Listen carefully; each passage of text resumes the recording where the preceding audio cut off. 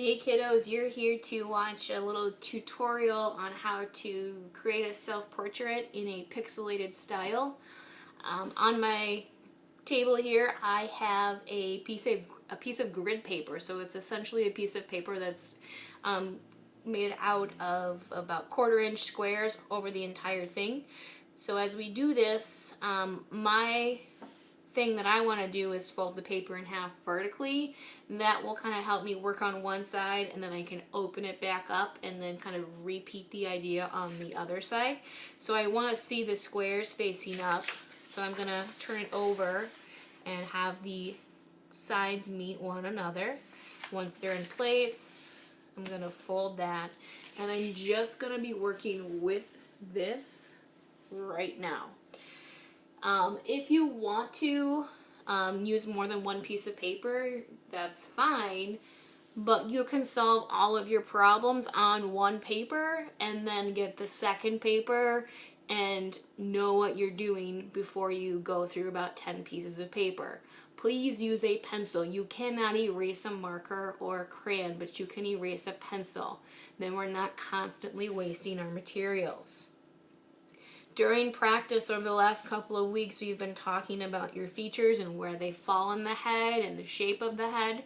But now we're gonna kind of pixelate all this stuff and box it out. So if you need to kind of roughly do the shape of the head as you've been practicing it, that might help you kind of start to understand how you're going to lay out your drawing. You do not have to do this step, but you might want to. But once you have this figured out, then what I'm going to do is I'm just going to start following these lines and create that pixelated version of myself. I can see here that sometimes I go up 2 and over 2 or up 1 over 1. It's really going to depend on the shape of your head or the way that you drew it. But the key is kind of staying on the grid lines that are there for you, and that will help you determine all of your blocks. So there's kind of the shape of the head.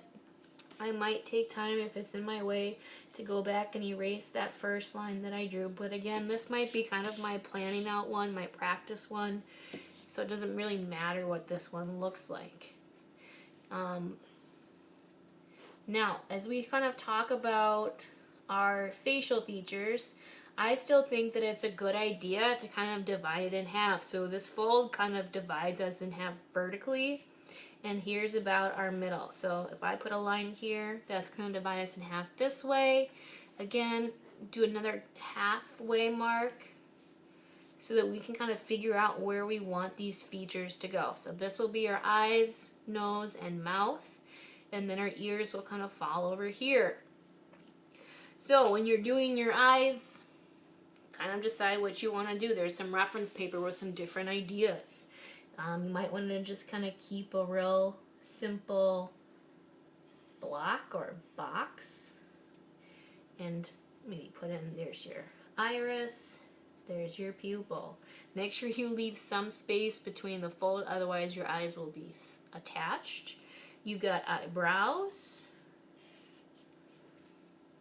You're probably not going to see, I'm going to add too many details to the eyes since we're going real simple here and pixelated. Here's where I'm going to put my nose, so kind of maybe box this out here for the nose area, and my mouth. Maybe that's my upper lip. Maybe there's my teeth as I have a nice big smile, and then the lower lip.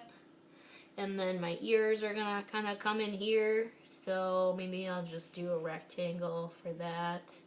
Say, looks kind of silly. Maybe this will become straight.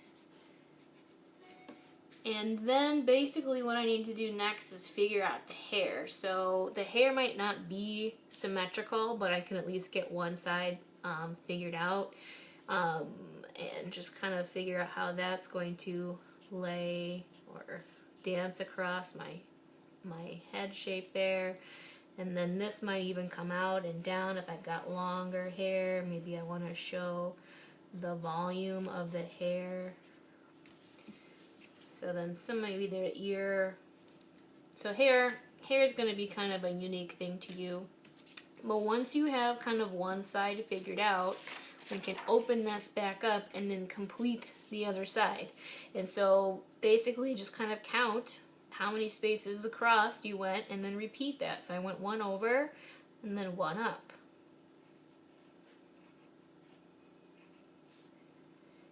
And you can, if it's easier to start inside and work on those features, there's 2 spaces there before I start the eye, and it's 4 wide. And like I said, if you need to do multiple papers, that's fine, but figure out all these problems here first. You guys don't keep wasting my stuff. Or your stuff, actually. And then just kind of keep working it out. So if your hair isn't symmetrical, then just kind of play around with how you want it to look. And then add color, or get a second piece of paper and really try to stay on the lines and work slowly as you kind of figure all of this stuff out. There's no race or rush here. So get it all figured out, get a second piece if you need to. You could also get a blank piece of paper, or I have vellum, which is like tracing paper, if you want to trace over this so you can have a picture without all of the grid lines. Sometimes that might bother some people. So you decide, right? You're in charge of your learning. Think about how you want to approach this as you get this part done. Have fun, kiddos!